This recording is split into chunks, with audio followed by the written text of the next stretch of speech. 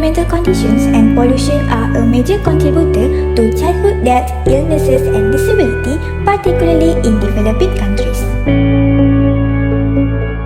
In 2020, the perinatal period are the leading cause of death for children under the age of 5 at 37.2%.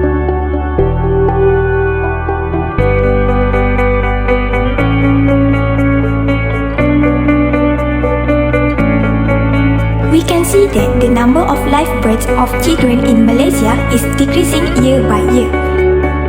Did you know that air pollution has been recognized as one of the main concerns in children's environmental health, coming from both local and transboundary sources? The localized sources include traffic-related air pollutants, open burning, and industrial waste incinerators. Transboundary pollutants from neighboring countries causes a negatively impact public health, particularly children.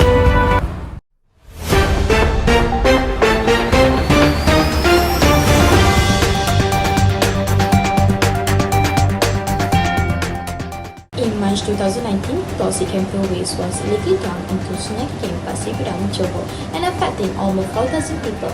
Most of the victims are school children who have suffered from shortness of breath, vomiting, headache, and unconscious after inhaling the toxic fumes. We will connect with reporter Ashikin at the hospital for further details. Thanks to Aisyah Fazana. Now, I am at the Hospital Pengajar, University Putra Malaysia.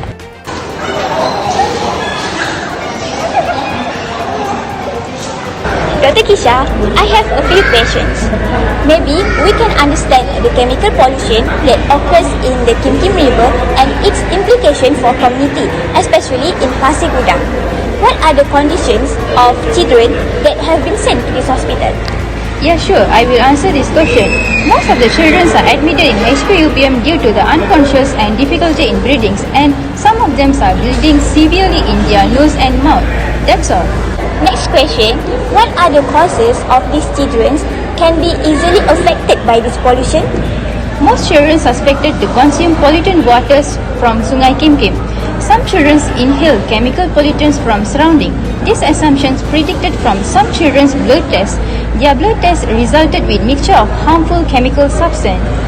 Yeah, that's all. Thank you. Last question, what are the harmful effects of this pollution done to children? This causes difficulties in breathing and affected on central nervous system. Most of the children still unconscious situation. We're trying to give emergency medication as fast as possible. Thank you. Okay, thank you Dr. Kisha for answering my questions. Okay, that's all from me. Let's get back to Aisyah Fazana. As a result of hazardous material being exposed to wind and rain, unconscious airborne substance may be spread, affecting people in the surrounding area.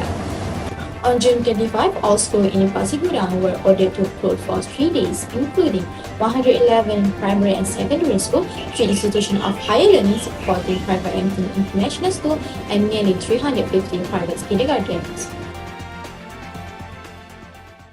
There are a few factors why children have a greater risk than adults.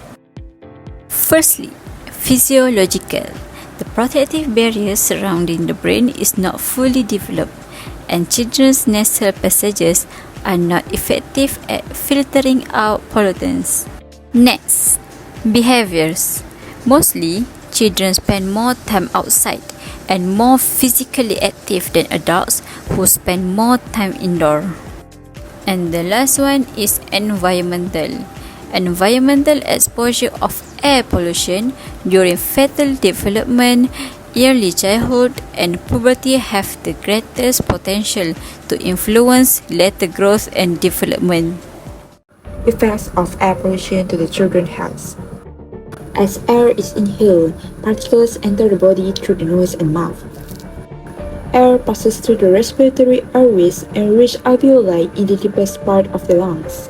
The particles diffuse through the walls of alveoli into the bloodstream and transported to all parts of the body, including the critical organs such as lungs, immune system, heart and developing brain. A study by Professor Dr. Juliana Jalaluddin found exposure was the most significant factor that influenced the DNA damage among the children. Exposure to this substance can cause oxidative stress, which could lead to DNA damage and disturbances in DNA replication. Exposure to indoor pollutants are strongly associated with increased morbidity and mortality among the children. One of her studies indicated that exposure to PM2.5 and NO2 was likely associated with degranulation of eosinophils and neutrophils, following the activation mechanism that led to the inflammatory reaction. Other study by Professor Dr. Juliana Jalaluddin demonstrated that children in schools near heavy traffic routes have an increased risk for respiratory symptoms and DNA damage due to higher exposure to TRAP. They found there is significant association between PM2.5, PM10, and ultrafparticulate matter with cough and wheezing.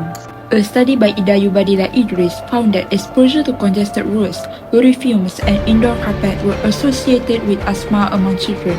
Respiratory irritants can cause damage to bronchial mucosa and increase airway sensitivity to allergens, thus increasing the risk of developing asthma. A study in Xi'an, China showed early prenatal exposure to the ambient air pollution such as NO2 increased the risk of neural tube defects, congenital heart disease, digestive system abnormalities, and gastroenteritis, while PM2 was associated with congenital heart disease and cleft lip to the newborn babies. Climate change on children and environmental health.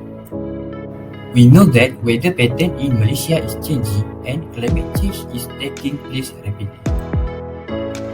There has been an increase in greenhouse gases due to human activity. Children are affected in terms of health and safety, education and future. Global and local initiative towards children and environmental health.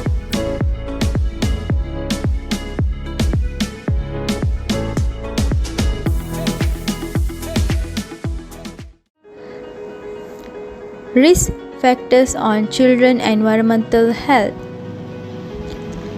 Environmental air pollutants as risk factors for asthma among children. Climate change adversely affects the health, growth, development and well-being of children. Poor water quality and sanitization are one of the causes of development of various forms of disease.